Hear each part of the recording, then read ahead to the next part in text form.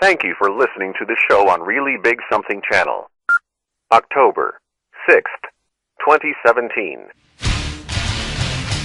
105 here on the great WRKO. Okay, we're joined, as we are often at this time, by former UN ambassador, Fox News analyst, John Bolton. Ambassador Bolton, thank you so much for coming on the Kuhner Report. Always glad to be with you. Ambassador, as you know, when you come on, we usually discuss foreign policy. However, obviously in the wake of the massacre in Las Vegas, I would love to get your take on this particular issue. A 64-year-old retired accountant, essentially a senior citizen, 1 year away. Do you think that he could have pulled this thing off alone? You have the sheriff of Las Vegas saying it's almost impossible. He would have had to have been Superman. Do you think he did this alone? And what do you think the motivation was, if any? You know, I don't think he could have done it alone. It's just inconceivable with this level of preparation from somebody who's never been in the military, never had any reason to think about this kind of thing. You know, I don't think we know enough really to speculate about a motive at this point. I do have one observation, though, on the FBI saying 12 hours after the shooting they saw no evidence of international terrorism. I thought that was an inappropriate comment. I think the FBI should speak when it has something to say and not engage in political correctness when it doesn't. It's very hard to know how anything could have been planned this meticulously by somebody who would meet the legal definition of insanity. So there clearly needs to be more investigation here. I think it's very important that we get to the bottom of it, because I fear that we will face more of these kinds of attacks. I think if ISIS or Al-Qaeda or other terrorist groups hadn't had this kind of notion before, the idea of being able to attack large numbers of people in an environment like this, we've seen it in more contained situations. The Pulse nightclub in Orlando, we've seen it in Europe on several instances. Tragically, we haven't really seen it before in this country, but it doesn't take much imagination for the radical terrorists to copycat this. So understanding this individual and whatever it was that motivated him, I just think is absolutely essential. Ambassador, one of the things I really, frankly, admire about you and clearly sympathize with is you're a scholar, you're a thinker, you're a highly educated man, and you go by facts. You're the facts and nothing but the facts. For you, empirical evidence is everything. I understand now we have a void in that. There's a lot of things about this we don't know. You never speculate. You hardly speculate. But somebody with your experience, your learning, having served in multiple presidential administrations, I know it's just a theory, but do you have a theory? You and I now, having a couple of drinks, just talking right now, and I go, hey, John, what do you think happened here? What would be your answer? The one point that I didn't address in my last answer, but I think is important, is we do know that ISIS has claimed credit for this attack. They've said that the killer had converted and he was a soldier of ISIS. Now, no one has found any evidence to bear that out yet. It's certainly true that ISIS has made claims of responsibility for other terrorist attacks nowhere near this deadly that have turned out to be untrue or at least very debatable. But you have to ask yourself, why would ISIS risk being exposed as being a pure liar in this case, which is a possible outcome, when they could have simply remained silent? What was it that motivated to make the claim that they did? And I can't give you an answer for that either, because simply from ISIS's own self-interest point of view, you don't want to lie so blatantly that it undercuts your credibility elsewhere. So that's the only data point that's out there, and that's why, as unlikely as it may seem, I really don't think you can rule out radical Islamic terrorism. I find it equally perplexing and inexplicable that the girlfriend who comes back from the Philippines said she never saw any evidence, any indication, any reason to believe that there was any prospect of the kind of attack that we saw in Vegas.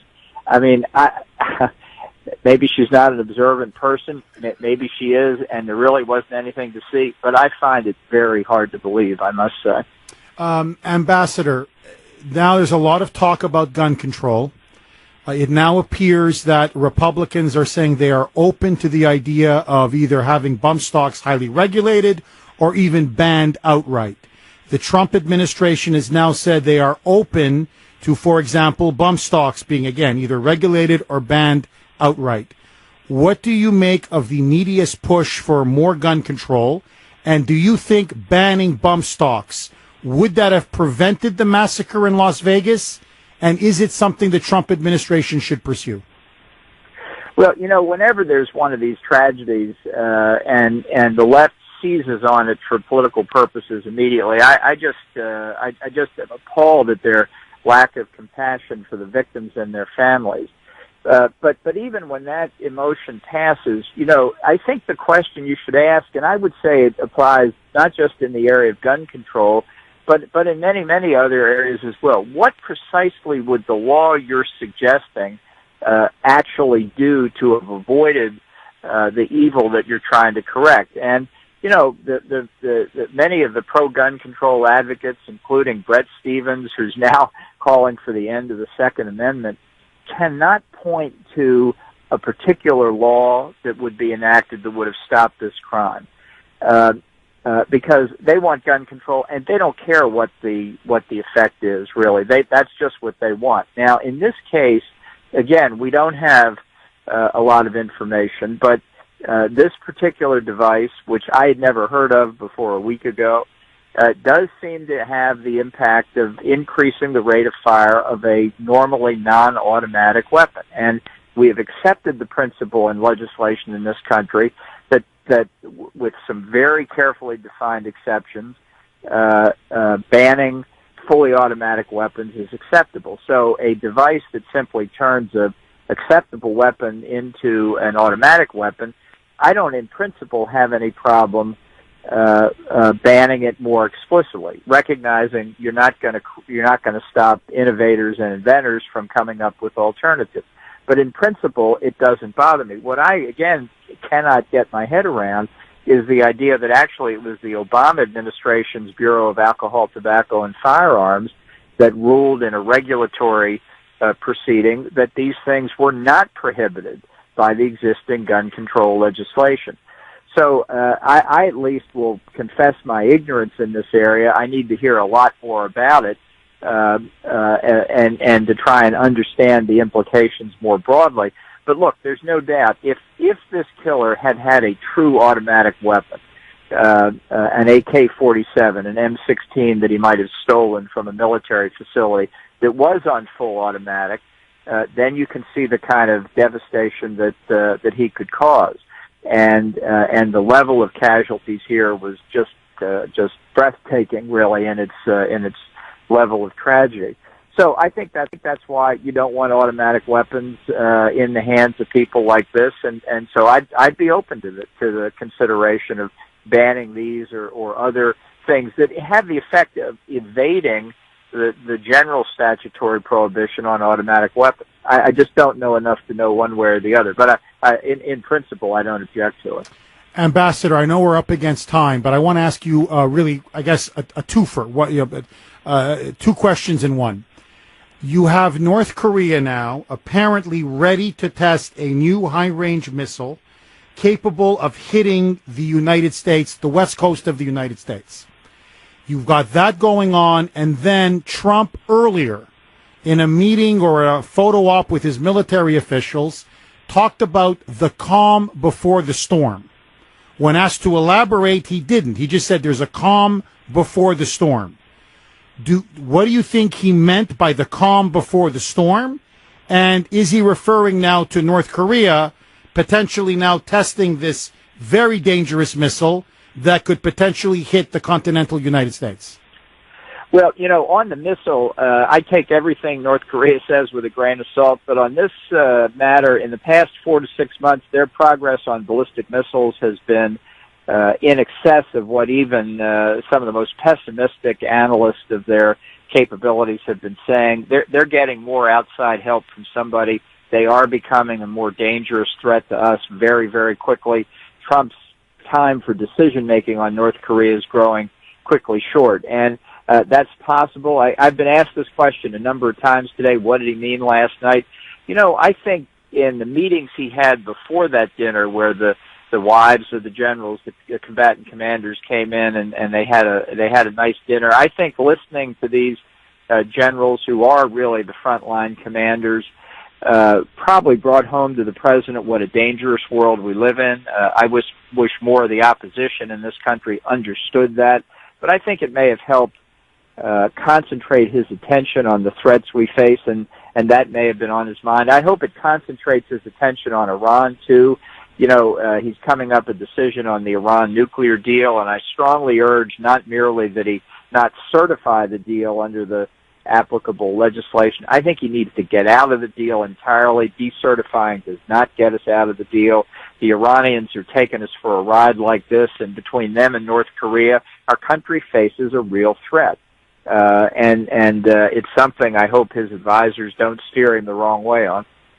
We have been talking with former UN ambassador, Fox News analyst, John Bolton. Ambassador, as always, thank you so much and have a wonderful weekend. Well, it's my pleasure, and I just want to wish you and your listeners not only a wonderful weekend, but happy Columbus Day. So don't you mean happy Indigenous Peoples Day? Happy Columbus Day. God bless you, Ambassador. Take care. Take care. 617-266-6868. Okay, let me ask you. You now have the NRA coming out and saying they are open to having bump stocks regulated. You now have Republicans in Congress saying they are open now to more gun control legislation that would effectively ban bump stocks. President Trump's administration has now come out and said they are open to getting rid of bump stocks. In fact, listen now to Sarah Huckabee Sanders when she's asked exactly that question. Roll it, Brittany. Began, Sarah, the NRA has put out a statement as it relates to bump stocks, their position on bump stocks. They write that they believe that devices that allow semi-automatic rifles to function as fully automatic rifles should be subject to additional regulation. Does that change the administration's point of view? After all, the president has been a big supporter of the NRA, and the NRA has also been a big supporter of the president. Look, as I said just a few minutes ago, we welcome certainly that and a conversation on that. That hasn't changed. It's something we're very open to, and again, we want to be part of the conversation on that moving forward. So, in other words, yes.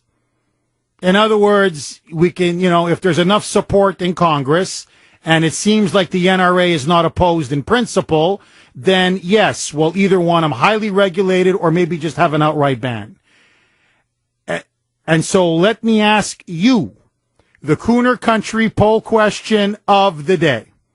Do you think we should ban bump stocks? In other words, the very mechanism that enables semi-automatic weapons, say an AR-15, to be converted potentially into a fully automatic weapon. Do you think they should be banned? If you believe the answer is yes, text the letter A to 680-680. If you believe the answer is no, text the letter B to 680-680. As always, you can vote online at WRKO.com. The poll question sponsored by Bill Kelly Financial Services. You want to hear my take on it? I'll be right back with your calls as well after a short break.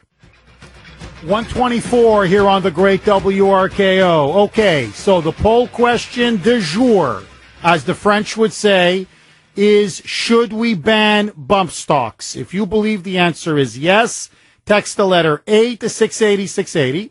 If you believe the answer is no, text the letter B to 680-680. As always, you can vote online at WRKO.com. Poll question powered by Bill Kelly Financial Services.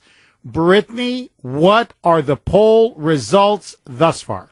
57% say yes, that bump stocks should be banned, and 43% say no, they shouldn't be banned. Wow. Wow. Now, you see, I usually agree with Kuhner Country.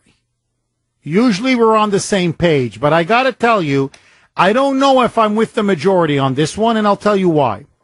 Here are a couple of things I think all of you need to know about bump stocks. Number one, they are essentially an accessory. In other words, there's some misconceptions or misinformation about this so-called ban on these bump stocks. What they do is you phrase it like they convert a semi-automatic to an automatic, but they don't really. What they do is, for a while, they can give you the rapid fire of an automatic weapon. However, this is the key point. On an AR-15, for example, is not built to handle sustained automatic fire. So the metal melts down. So they don't really fully convert it into an automatic weapon. It's just for a short period of time. That's point number one. Point number two, and I think this is the mother of all points, is that bump stocks, because when you put them on, they don't fit very well, they're very wobbly, they actually make the aim much more inaccurate. For example, professional gun people, like real serious hunters or whatever, they never use a bump stock. Because what a bump stock does, ironically, is make your firearm a hell of a lot less accurate, a hell of a lot less precise. So, in fact, had the shooter not used a bump stock, he would have been even deadlier. The body count would have been actually higher. So let me repeat that. The use of bump stocks actually probably led to a lower death count than a higher death count, because the accuracy is off when you shoot with the bump stock. So, in other words, it would have done nothing, literally nothing, to have prevented the massacre in Las Vegas. Nothing. See, this is, now look, it's not that I don't own a bump stock. I don't care for bump stocks. I don't have stocks in bump stocks. It's not that Jeff Kuhner is shilling for bump stocks. Look, it's not going to be the end of the world if they ban bump stocks. The reason why I don't like this proposal is that it literally does nothing to prevent mass violence or mass shootings. If anything, I kid you not, because they make a gun more inaccurate, is that the death count, it would be deadlier to use an AR-15 without a bump stock than with a bump stock. So there is nothing in this proposal that would have prevented the massacre at Las Vegas. There is nothing in this proposal that would have lessened the death count or the body count in Las Vegas. If anything, you may even argue the opposite. And to me, this is the ultimate reason why I don't really care for this proposal. It cedes the ground to the left. What I'm really disappointed in with the Republicans, with Trump, and with everybody is that by even discussing bump stocks, which really will do nothing to prevent mass shootings or mass violence, it now gives legitimacy to the argument that the issue is about gun control, some kind of gun control. In other words, it's surrendering to political correctness. Because there is no proposal that has been made by the left in terms of universal background checks, gun show loopholes, straw purchases, bump stocks, whatever you want to add, that would stop any of these mass shootings. None of them. It's just a pretext to get gun control through the door, to regulate our guns even more. And it's a diversion. Because I believe the real issue behind the rise of mass shootings has nothing to do with guns or technology or AR-15s or bump stocks or whatever it is. It's the culture.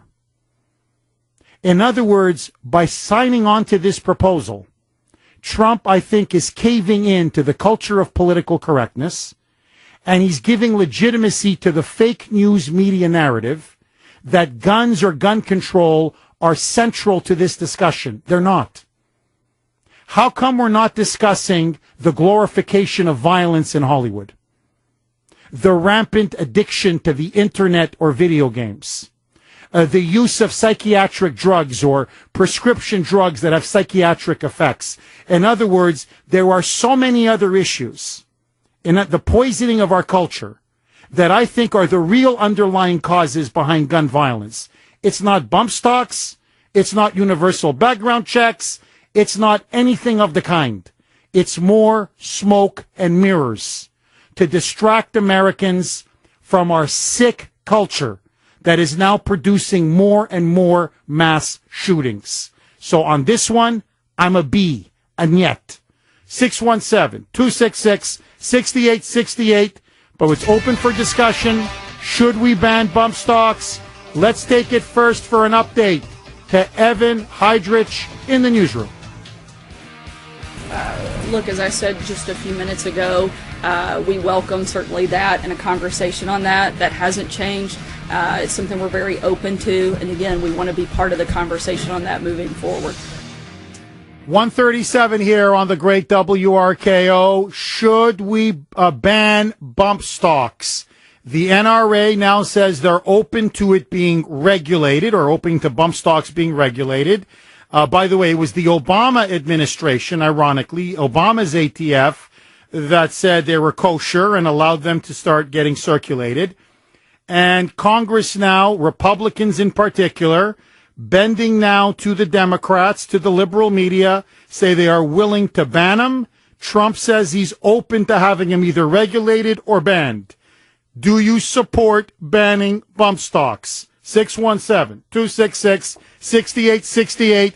Lines are loaded. Let's go to Joe in Lynn. Go ahead, Joe. Hello, Jeff. Joe, go ahead. The floor is yours. Good to talk to you. Hi. I tried calling before, and you hung up on me last time. I'm sorry, Joe. Go ahead. Anyway, retired special ops. Okay, I got the paperwork to back me up. Anyways, one thing that's bothered me about this whole operation is it was so calculated and stuff. They weren't carrying one weapon that could have created mass chaos, which is called a Barrett rifle with incendiary rounds. They could have fired those into the fuel tanks and created hell on earth. They didn't do it. Now, Joe, I'm just curious. What's your theory? My theory is it wasn't as well calculated as you want to expound on. I think it's pretty involved. I'm not going to argue against it. I think this guy there was involvement with other people, definitely. But again, the reason he was using multiple weapons, I fired all the weapons this guy ever had, plus. And when you fire a weapon like that, they tend to heat. It creates a great amount of heat. They slow down, and they even seize up. So that's the reason for switching off between weapons. Oh, because they jam on you after a while, Sure, right, Joe? Yeah. I'm not a big fan of AR platform weapons. When I say platform weapons, you can put all kinds of rounds through that thing. You know, there's one color, there's a 450 round you can fire through that thing now. It's just, I don't feel that he was, I don't know what to think, Jeff. You know, I'm really upset by the whole damn thing, like everybody else. You know, lifelong gun owner and hunter, and the military vet, and I'm as upset as anybody else. Joe, listen, thank you for your service, and thank you for your call. God bless you. Look, because nothing's adding up. It's not just that we have 58 Americans dead and over 450 injured, many of them still in critical condition, is that everything with the media is telling us, the official story, just doesn't add up. And notice, look, okay, the massacre took place Sunday night, okay? Basically, our time, basically almost Monday morning, all right? We're basically 5 days after the massacre, okay? Give or take a few hours. We're already debating banning bump stocks. We don't know the freaking motive. And already, gun control, gun control, gun control. Already. They haven't even held funerals for most of the people killed. Doesn't matter. Ban bump stocks. Universal background checks. Nancy Pelosi comes out and says, this is just the beginning. And I'm asking myself, well, just for argument's sake, okay, like I pointed out in my opening monologue, we know he didn't act alone. We know that, okay? We know he had at least one or several accomplices. ISIS has done something they've never done before. They've tripled down.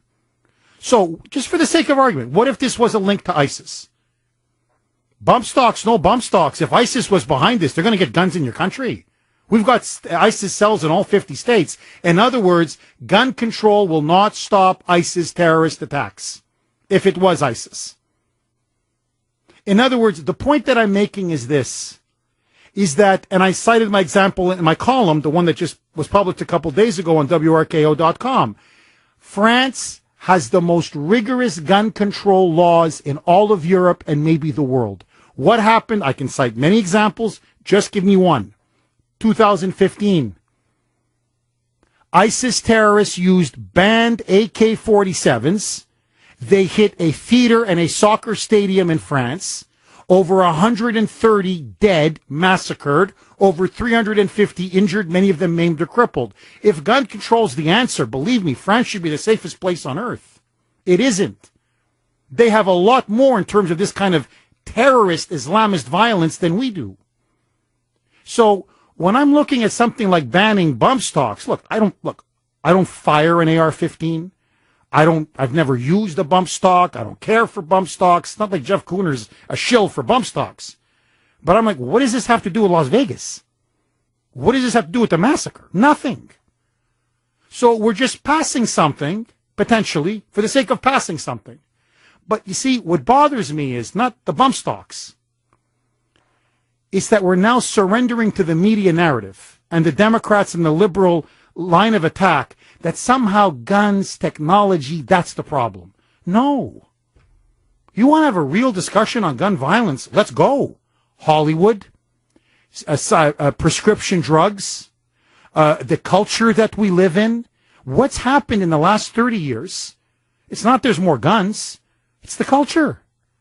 But we don't want to even discuss it. And to me, that's where I think Trump and, frankly, Republicans are missing a golden opportunity. Aaron in New Hampshire. Go ahead, Aaron. Happy Friday, Jeff. How are you, brother? Hey, Aaron. How are you? Good. I'm for keeping the bump stocks for two reasons. One, just like you, I don't want to see it be a stepping stone to taking all of our gun rights. But two, now you're giving people who might have a screw loose that want to do this, you're giving them a motive. Now someone who would be thinking of doing this, and maybe they wouldn't because how they'd be looked at, now all of a sudden there's some kind of freedom fighter, or there's some gun control fighter, or it gets them closer to, their ultimate liberal fantasy of getting all of our guns away, and somehow they made this world a better place by doing it. In a way, you might be creating, the more limitations you have on our gun control, you might be creating more of these scenarios. Aaron, I'm sorry, could you repeat that last point? Well, the more and more you're going to take the gun rights away, the more and more that people do this, and you bend and you fold for them, the more and more they think, wow, you know what? I'm really making a difference in the world. And if someone has a screw loose enough to want to do something like this, now you're giving them their motive. Aaron, I got to tell you, I didn't even think of that point. You're completely right. You're completely right. And thank you for that call. But Brittany, another I know point, you want to weigh in. Go ahead. Why are all of the law-abiding citizens, we're always to blame for an act. Someone is outrageous and does an outrageous thing and kills people, and it's always the law-abiding citizens that take the brunt of it. And I know a lot of people that do use them, and they go to the gun range, and that's what they use them for like a thrill almost, for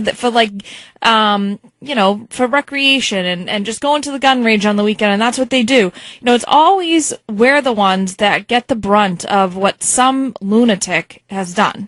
And I don't think that's fair, and I do think this is a step in the direction taking, to go after the guns and go after taking guns off of the shelves. I mean, look what Maura Healey did here in Massachusetts.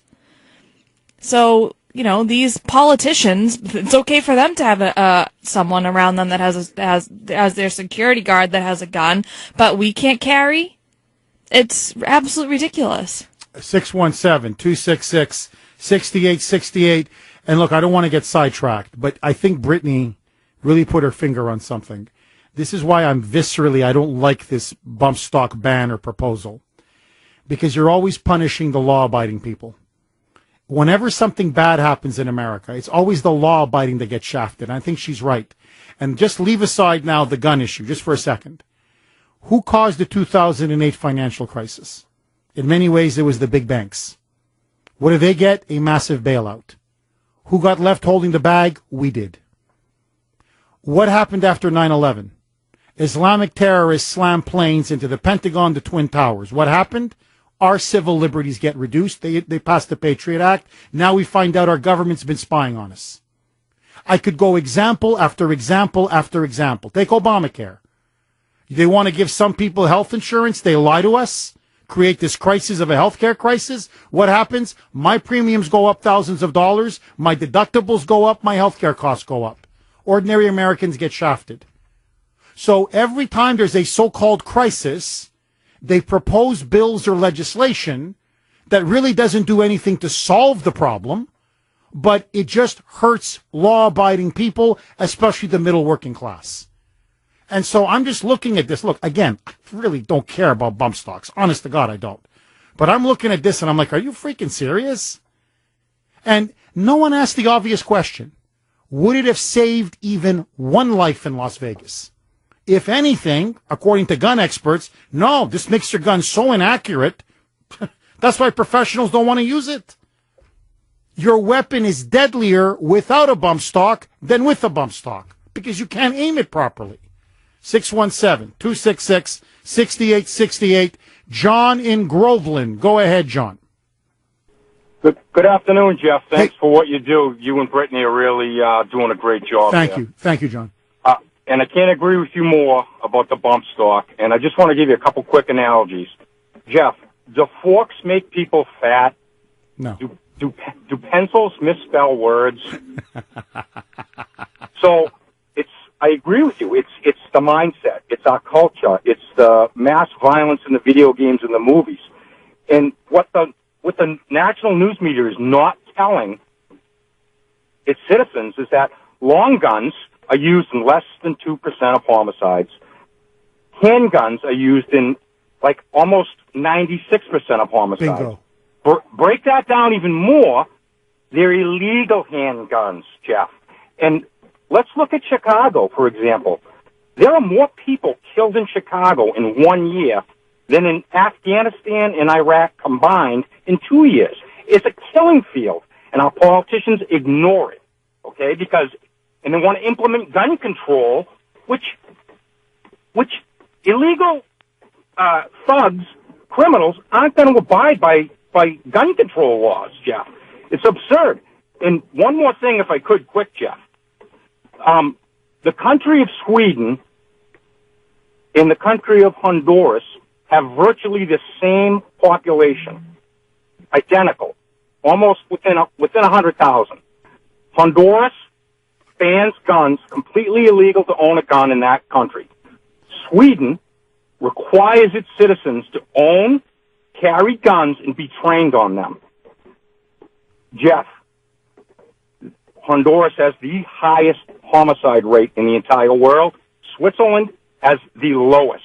An armed society is a polite society.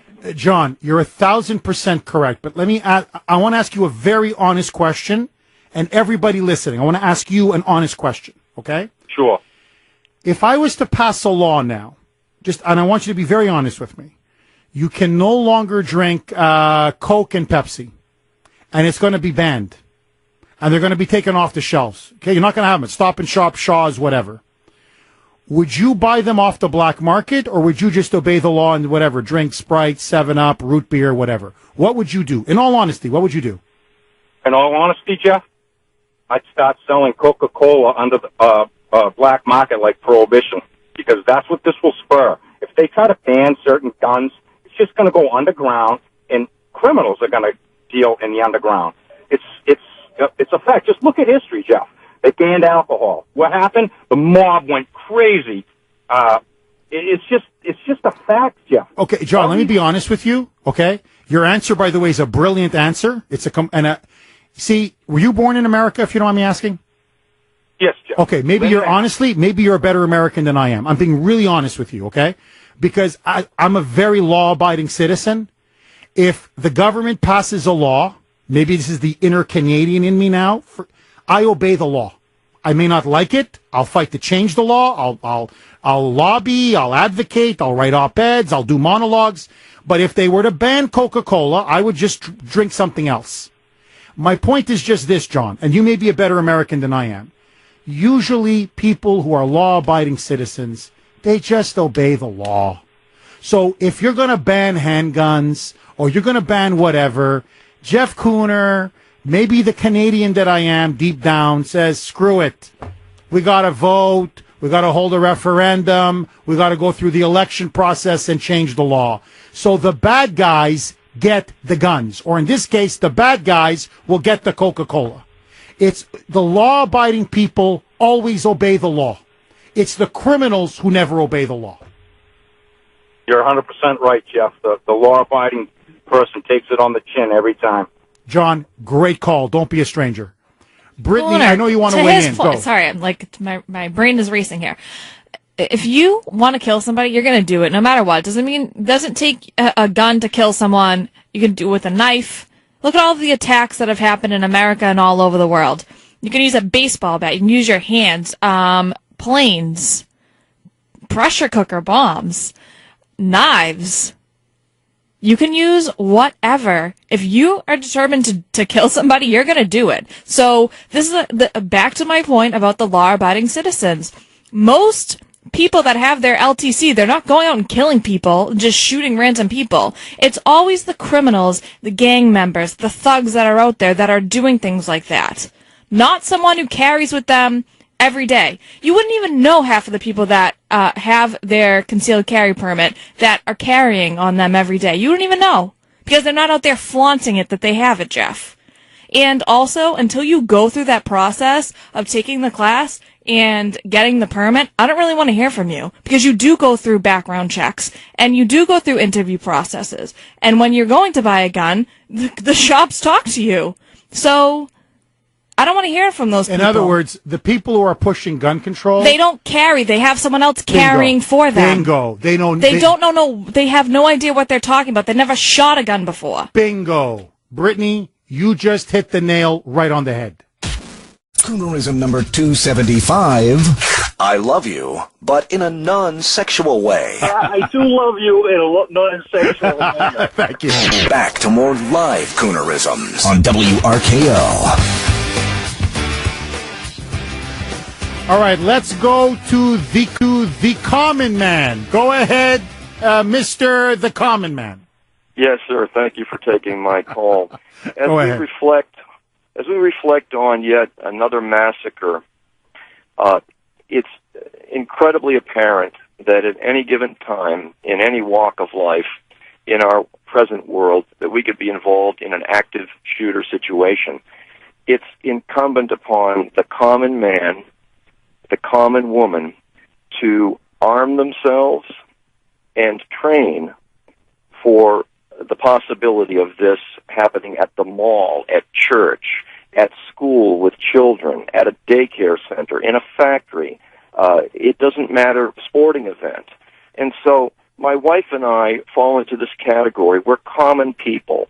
We are laborers, workers, nurses, teachers, factory workers.